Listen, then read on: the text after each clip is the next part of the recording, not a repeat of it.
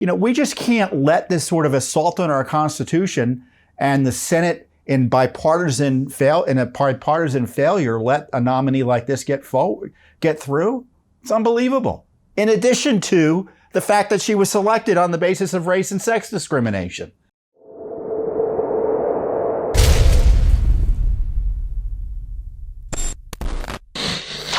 First up, and it's not something I want to let pass without mention, is what I think is a disastrous decision by the Senate to confirm Judge Jackson to the Supreme Court. Now, those of you who have been following the news, Judge Jackson was President Biden's first Supreme Court nominee, and he's got it. And she will be a justice of the Supreme Court. It's historic demographically in that she is a black female. And the problem is not that she's a black female, and there's this history of making a development with her ascending to the court, but it's the result of a specific discriminatory process that led to her selection. So her decision or her selection has been marred by President Biden's process of refusing to consider any other candidate based on race and sex. Nothing like that has happened in modern American history. And in addition to that, she's an extremist. Her testimony, her hearings, and information related to her confirmation expose this advocacy, both on and off the bench, on behalf of leniency for child pornographers / pedophiles. I didn't know that about her background prior to the hearing or just shortly before the hearing when Senator Hawley started talking about it. I mean, it just shows you how radical an activist she is in terms of rule of law issues and crime issues. Her inability to define the term woman, saying she's not a biologist, highlights her critical theory, her embrace of critical theory. So you have this radicalism evident in her prior career before joining the bench, during the Obama administration, and then her career on the bench. So the idea that any senator would vote for someone with such a radical position is troubling. And I have the same standard for Democrats and Republicans. My view is you don't give Democrats a free vote on this, or you don't give Republicans a free vote. You don't say to Democrats, well, of course you have to vote because your president, the president from your party nominated her. No, you have to exercise independent judgment. So senators like Senator Manchin or Sinema or Senator Kelly and other senators who promote this moderate exterior while voting for one of the biggest extremists in the history of the Supreme Court to ascend to the position of justice. But certainly she's the most liberal justice in the modern era. And she was voted she got every Democrat, 3 Republicans voted for her, Senator Murkowski from Alaska, Senator Mitt Romney from Utah, who unbelievably had voted against her going out to the circuit court, the appeals court, not that long ago. Somehow she's changed and she's now qualified for the Supreme Court. How does that work?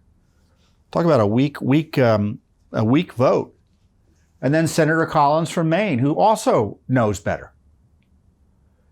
And unfortunately, the Republicans have been planning to lose this vote from the get-go. And the reason I want to highlight this is because there should be accountability even now for those senators who, A, didn't do enough to oppose her or actually supported her. And if you have concerns about that, you need to share your concerns not only now, but in the future, and remind people that you remember what they did. And you want accountability and you want to share your views on it. Obviously be respectful and if you call offices and such.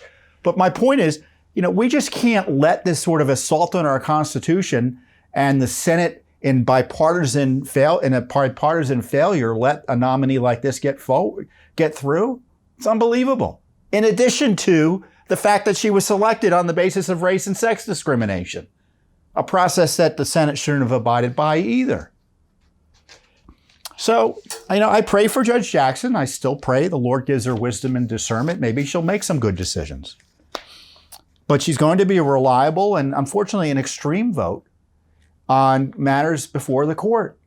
And so it's not good news. The Republicans, some of them have probably justified their lack of energy in pursuing opposition to candidates such as Judge Jackson as, well, she's replacing another liberal on the court.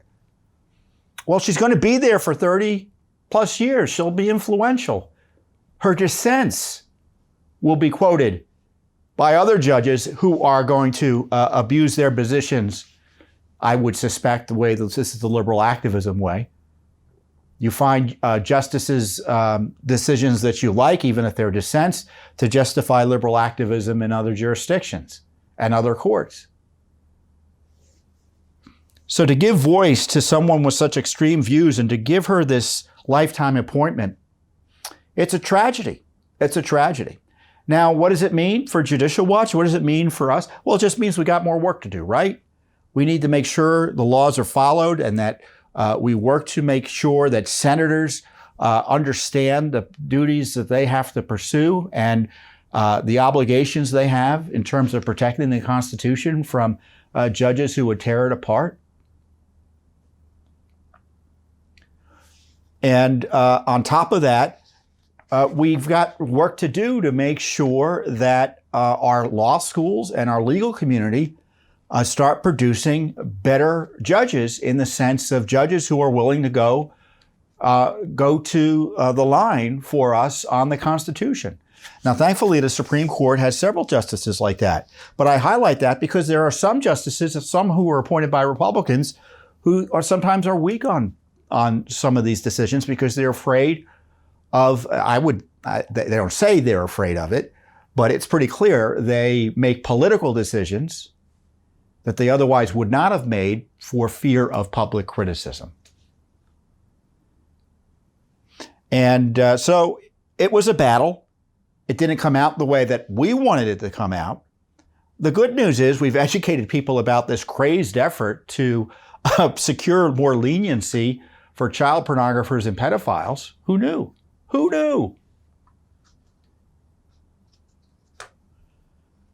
So we'll at least be on the alert for that. And we should be on the alert for and hold accountable those who were okay with a process that was explicitly based on race and sex discrimination. So good luck to Justice Jackson, or soon to be Justice Jackson. I don't know if she's been sworn in yet.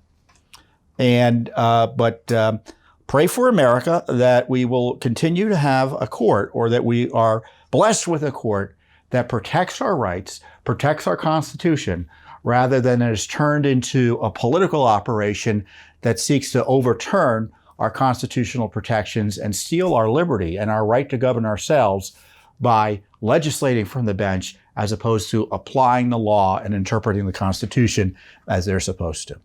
Thanks for tuning in. Be sure to subscribe to our YouTube channel to catch all the latest news from Judicial Watch.